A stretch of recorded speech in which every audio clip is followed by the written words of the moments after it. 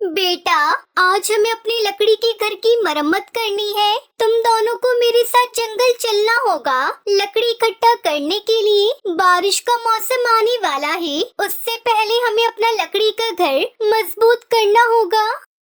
पर मम्मा हमें कहाँ जाना है? बेटा, नदी के पास सूखी लकड़ियाँ पड़ी है। आज हमें उन्हें इकट्ठा करना है और फिर कल से हमें अपने घर की मरम्मत करनी है। ठीक है मम्मा, हमें बहुत मजा आएगा और हमें कुछ नया सीखने को भी मिलेगा। तभी गोलू चिड़ा अपनी माँ टुनटुनी चिड़िया से कहता है, लेकिन मम्मा मेरे कान में बहुत दर्द हो रहा है, मैं सारा दिन कैसे काम करूँगा? मुझे तो पहले ही पता था, जब भी हमारे पास कोई काम होता है तुम्हारे कान में उसी वक्त दर्द शुरू हो जाता है। लेकिन तुम ये जान लो, मैं हमेशा तुम्हारे साथ नहीं रहूंगी। कल मेरा बचपन था, फिर जवानी आई और आज मैं बूढ़ी हो गई हूँ और ये सब कुछ मुझे सपने की तरह लगता है। मुझे पता ही नहीं चला कि कब इतना समय गुजर गया। अगर तुम ऐसे ही बहाने बनाते रहोगे तो अपनी जिंदगी कैसे गुजारोगे? ये भी तो तुम्हारी बहन ही है ना, सारा दिन मेरे साथ काम करती है और मेरी हर तरह से मदद करती है। चलो मम्मा, कोई बात नहीं, अगर गोलू ठीक नहीं है तो उसके हिस्से का काम भी मैं खुद ही कर लूंगी। तुम्हें इतना अच्छा बनाने की कोई जरूरत नहीं है, मेरा काम तुम रहने ही देना। जब मैं ठीक हो जाऊंगा तो मैं अपना काम खुद ही कर लूंगा। बस अब लड़ना बंद करो, हम जा रहे हैं। तुम अपने कान का ध्यान रखना और किसी नई शरारत में नहीं लग जाना। फिर टुनटुनी चिड़िया उसकी बेटी सुनहरी चिड़िया लकड़ियाँ लाने बाहर चली जाती है। मम्मा, इससे पहले मैंने कभी भी घोंसले की मरम्मत का काम नहीं किया। मम्मा, मुझे बता देना कैसे लकड़ी इकट्ठी करनी है। सुनहरी बेटा, वो देखो, वो लंबी लंबी सूखी लकड़ी जो पड़ी है ना, वो ही इकट्ठी करनी है हमें।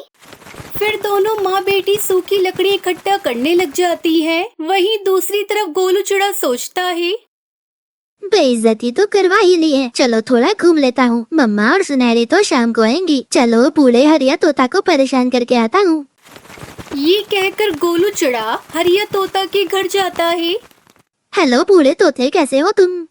अपने बोलने का तरीका देखो, ऐसे बुलाते हैं बड़ों को। तुम यही सीख रहे हो, तुम तो हो ही बदतमीज। खैर बताओ, क्या काम है तुम्हें? बस ऐसे ही, आज मेरी मम्मा की कुछ तबीयत ठीक नहीं थी, कुछ खाने को दिल कर रहा था, सोचा कि आपकी तरफ कुछ मिल जाए।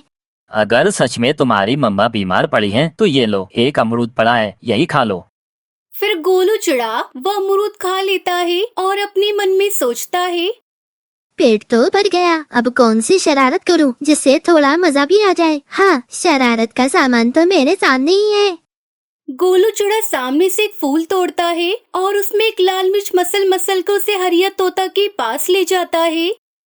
हरिया अंकल धन्यवाद, अमरूद मजे का था। बदले में मैंने सोचा कि आपको फूल गिफ्ट कर देता हूँ। सूंघ कर देखो, इनकी खुशबू कितनी प्यारी है।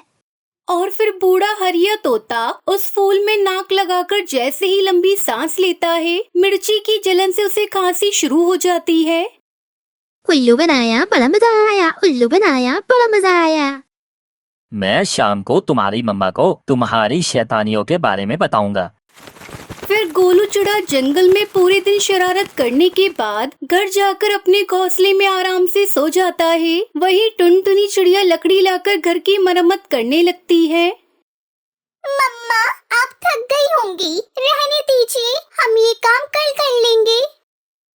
नहीं बेटा, मुझे कैसे भी करके लकड़ी का घर मजबूत करना होगा तुम दोनों के लिए, वरना तुम दोनों बारिश में बेघर हो जाओगे।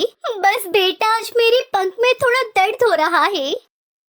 मम्मा, मैं आपके पंख दबा दूंगी। जीती रहो मेरी प्यारी बेटी, मैं तुमसे बहुत खुश हूँ, मगर तुम्हारे भाई गोलू से बहुत परेशान हूँ। वो तो हर समय कोई न कोई शरारतें करता ही रहता है और काम करते समय कान में दर्द हो जाता है। उसका पता नहीं वो कैसे अपनी जिंदगी गुजारेगा। मम्मा, ऐसा ना कहो, आप हमेशा हमारे साथ रहोगी। नहीं बेटा, ये तो किस्मत का दस्तूर है। अगर इस दुनिया में आए तो जाना ही पड़ेगा और एक न एक दिन मुझे भी जाना होगा। चलो जल्दी से अपने घर की मरम्मत कर लेते हैं।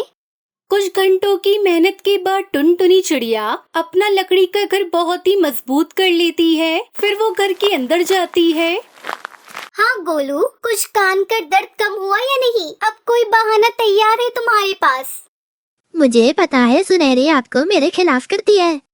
वो तुम्हारी बहन है, शर्म करो। उसने कभी भी तुम्हारे खिलाफ कोई बात नहीं की। तुम्हारी करतूत ही ऐसी है।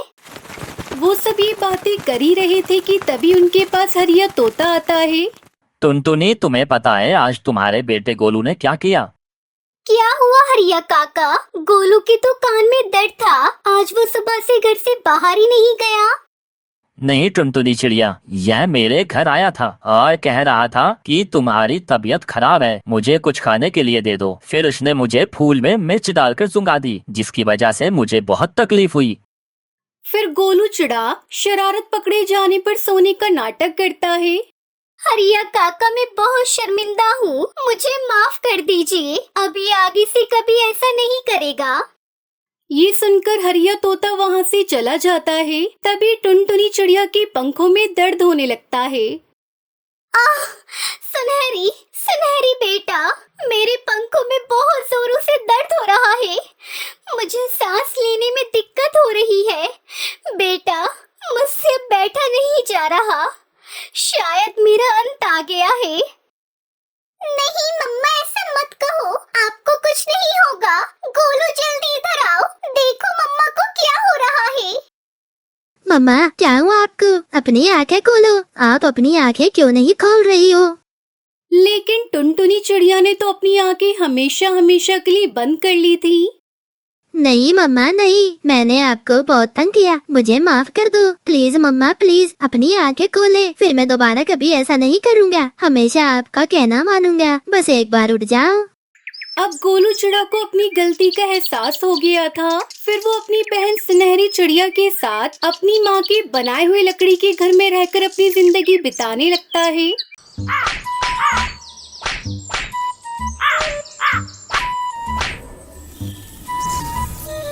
बहुत समय पहले समीपुर के गांव में टुनटुनी चिड़िया अपनी सौतेली माँ और अपने पति कालू कौवे के साथ रहती थी। कालू कौवा अनाथ था, उसका कोई घर परिवार नहीं था। इसलिए टुनटुनी चिड़िया की सौतेली माँ ने टुनटुनी की शादी के बाद उसे अपना घर जमाई बना लिया। एक दिन कालू कौवा घर में आराम कर रहा था। तभी टुनटुनी चिड़िया की सौतेली माँ टूनी चिड़िया उसे देख लेती है और जोर जोर से चिल्लाने लगती है। कालू, ये भी कोई आराम करने का समय है? जा जाकर खेत में टमाटर फसल की रखवाली करो, वरना कोई जानवर आकर खा जाएगा। माँ, अभी अभी तो ये खेत में पौधों को पानी देकर आए हैं। थोड़ी देर आराम कर लेने दो, फिर ये चले जाएंगे। तू तो चुप ही रहे और जाकर घर का काम कर। ज्यादा अपने पति पर प्यार मत लुटा। घर जमाई है, काम तो करना ही पड़ेगा। टुनटुनी, तू जा जाकर काम कर, मैं खेत पर चला जाता हूँ। सोचा था भोजन करके थोड़ा आराम कर लूँगा, लेकिन सासू माँ की चिक चिक की वजह से मैं यहाँ आराम नहीं कर पाऊँगा। पर भोजन करके जाओ, ऐसे कैसे काम चलेगा? नहीं टुनटुनी, सासू माँ की बातों से ही मेरा पेट भर गया। इतना कहकर कालू कौवा खेत पर टमाटर की रखवाली करने चला जाता है। टूनी चिड़िया दोनों पति पत्नी को बहुत सताती थी। थोड़ी देर बाद टुनटुनी घर का सारा काम खत्म करके भोजन लेकर खेत पर जाती है। सुनते हो जी, भोजन कर लो। तू यहाँ क्या करने आई है टुनटुनी? चली जा यहाँ से, मैं भोजन नहीं करूँगा, मुझे भूख नहीं है। इतना गुस्सा मत करो जी। अगर तुम भोजन नहीं करोगे तो बीमार पड़ जाओगे। माँ दवा के लिए पैसे भी नहीं देगी। कालू टुनटुनी की बात मानकर भोजन कर लेता है और वहीं एक पेड़ की छांव में आराम करने लगता है। तभी एक जादूगर उस खेत में आता है। अरे वाह, इस खेत में बहुत ही लाल लाल रसीले टमाटर लगे हैं और मुझे भूख भी लगी है। जादूगर कौवा टमाटर खाने लगता है और फिर पेट भरने के बाद वहाँ से चला जाता है। शाम होने पर टूनी चिड़िया अपने खेत में टमाटर की फसल को देखने जाती है। अरे ये क्या, टमाटर की आधी फसल बची है। हाय राम, मैं लुट गई, बर्बाद हो गई। मेरी टमाटर की फसल चोरी हो गई। टूनी के रोने की आवाज सुनकर कालू कौवे की नींद खुल जाती है। क्या हुआ सासू माँ, आप क्यों रो रही हैं? नास पीटे, मैंने तुझे टमाटर की फसल की रखवाली करने के लिए भेजा था और तू यहाँ आकर सो रहा है। जाकर देख, खेत की आधी फसल चोरी हो गई है। आज मैं तुझे जिंदा नहीं छोड़ूंगी। तूने मेरा बहुत नुकसान कराया है। इतना कहकर टूनी चिड़िया अपने दामाद कालू कौवे को पीटने लगती है। अगले दिन कालू कौवा बिना कुछ खाए पिए टमाटर की रखवाली करने लगता है। जादूगर फिर से उस टमाटर को खाने के लिए आता है। कालू झटपट जाल फेंक कर जादूगर को पकड़ लेता है। कालू कौवे, तुम मुझे एक भले पक्षी लगते हो। मैं एक जादूगर हूँ। मैं तुम्हारे सारे दुख दूर कर सकता हूँ। मुझे पता है तुम घर जमाई बनकर अपने ससुराल में रहते हो और तुम्हारी सास तुम्हारे ऊपर बहुत जुल्म करती है। तुम मुझे आजाद कर दो, मैं तुम्हें लकड़ी का एक बहुत बड़ा घर बना कर दूंगा। फिर तुम अपनी पत्नी के साथ उस घर में खुशी खुशी रहना। कालू कौवा जादूगर की बात मानकर उसे आजाद कर देता है। फिर क्या, जादूगर उसे एक लकड़ी का बहुत बड़ा घर बनाकर देता है। कालू कौवा खुशी खुशी घर आता है और टुनटुनी चिड़िया को साथ लेकर उस लकड़ी के घर में पहुंचता है। ये घर तो बहुत सुंदर है जी। अब हमें अपनी सौतेली माँ का जुल्म नहीं सहना पड़ेगा। अब बस आप एक काम करिए, आप कोई नौकरी ढूंढ लीजिए ताकि हम लोग आगे की जिंदगी आराम से बिता सके। अब कालू कौवा एक ढाबे पर नौकरी करने लगता है। फिर दोनों पति पत्नी उस लकड़ी के घर में खुशी खुशी रहने लगते हैं।